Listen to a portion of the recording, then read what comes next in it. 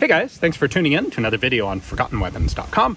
I'm Ian McCollum, and courtesy of Morphy's, today we have a really cool gun out at the range. This is a PPD 34/38. This is the late production version. These are the guns that the Soviet Union had in military service when they went in. Well, they had been pulled out of military service, but they'd been produced when the Russian military went into Finland and started the Winter War and went, oh my goodness, we really could use some submachine guns. It turns out those are actually really useful. And so they basically put in a crash course of production on PPD 34/38s, as well as developing the PPD 40.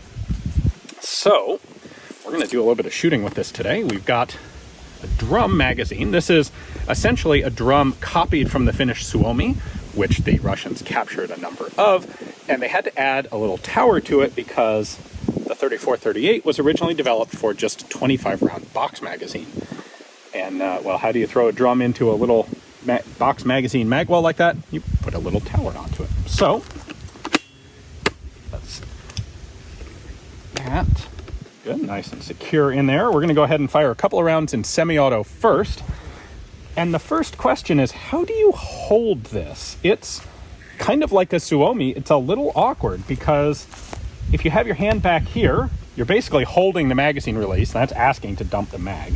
If you hold it up here, it's awkward. We may try that. Or do you just grab it by the drum? There's a little bit of play in the drum. Will that affect feeding? I'm not sure. Let's find out. Looks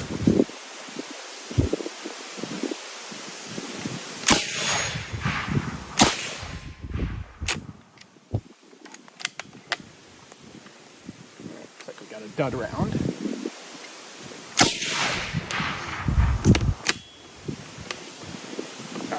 Hold the drum. All right, enough of the semi-auto nonsense. We're opening it up here.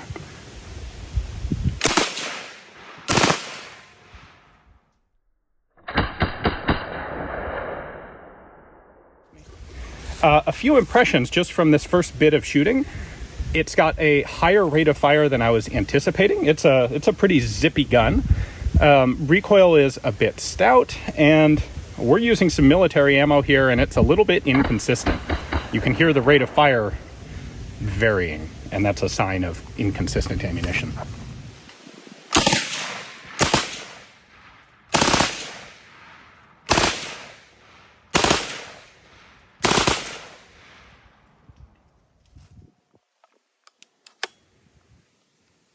All right.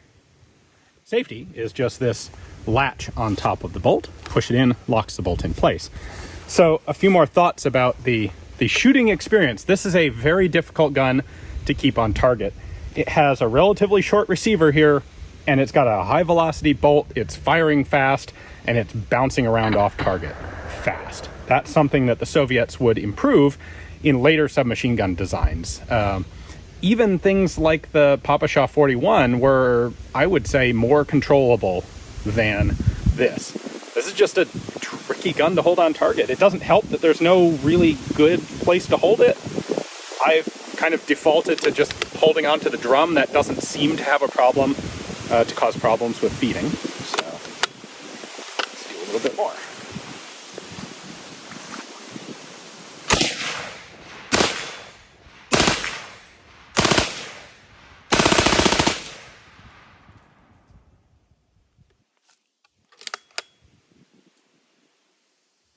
Every once in a while, I'm getting a fired case that doesn't quite eject, that bounces into the chamber and then prevents me from, then causes a failure to fire. Well, it's really cool to get a chance to actually shoot one of these. They are very scarce guns today.